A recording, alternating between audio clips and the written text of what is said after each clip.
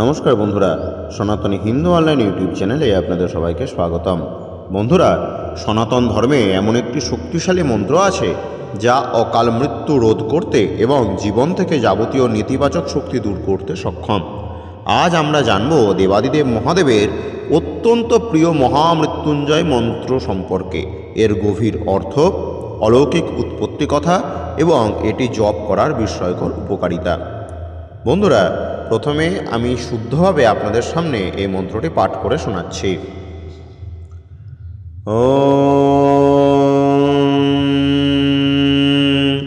ত্র্যম্বকং যজামহে সুগন্ধিম পুষ্টিবর্ধনম উর্বারুকমিব বন্ধনান মৃত্যোর্মুক্ষীয়মৃতাৎ।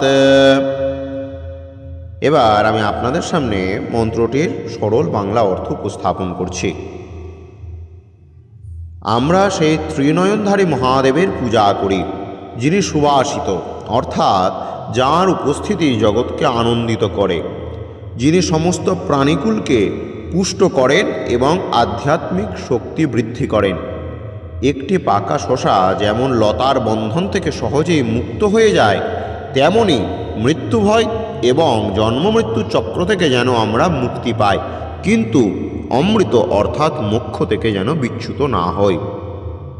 এবার আমি আপনাদের সামনে এই মহামৃত্যুঞ্জয় মন্ত্রের উৎপত্তি কথা সম্পর্কে জানাবো।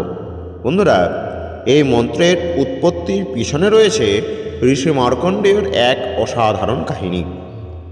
মহামৃত্যুঞ্জয় মন্ত্রের উৎপত্তি কথা অত্যন্ত পৌরাণিক এবং আধ্যাত্মিক গুরুত্ব বহন করে।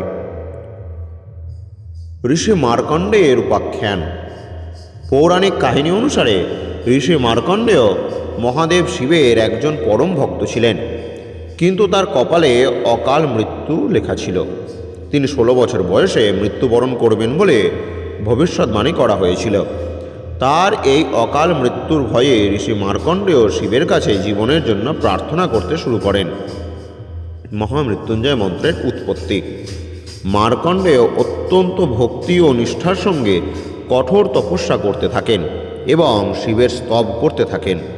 তার এই নিষ্ঠা ও ভক্তির প্রতি সন্তুষ্ট হয়ে মহাদেব শিব তার সামনে আবির্ভূত হন এবং তাকে মহামৃত্যুঞ্জয় মন্ত্রটি দান করেন। এই মন্ত্রটিকে জীবনের মন্ত্র হিসেবে অভিহিত করা হয়, কারণ এইটি মৃত্যুর হাত থেকে রক্ষা করতে সক্ষম।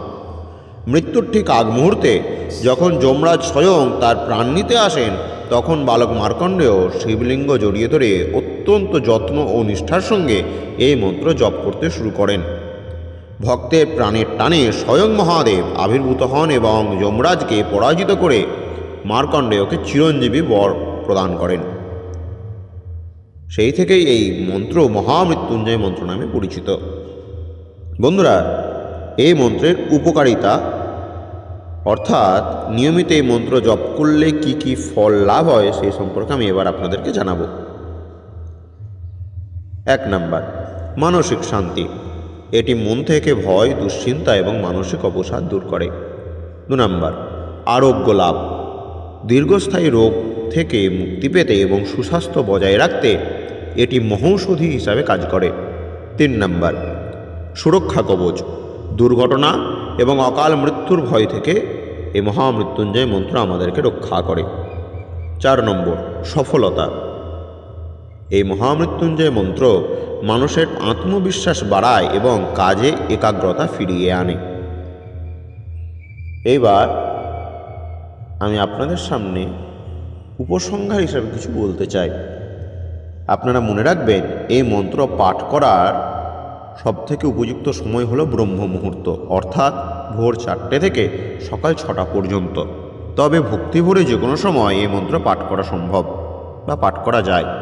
নিয়মিত এই মন্ত্র জপ করলে মানুষের জীবনে শান্তি, সুখ এবং সমৃদ্ধি আসে। এটি মন ও আত্মাকে পবিত্র করে। নিয়মিত এই মন্ত্র জপ করলে আমরা আমাদের জীবনের যাবতীয় সমস্যা দূর করতে পারি এবং মহাদেব শিবের আশীর্বাদ লাভ করতে পারি। মহাদেবের এই আশীর্বাদ আমার, আপনার এবং আমাদের জীবনে সুখ, শান্তি ও সমৃদ্ধি বয়ে আনুক। ভিডিওটি ভালো লাগলে লাইক করবেন এবং আমাদের চ্যানেলটিকে সাবস্ক্রাইব করে আমাদের পাশে থাকবেন। জয় শিব শম্ভু। হর হর মহাদেব।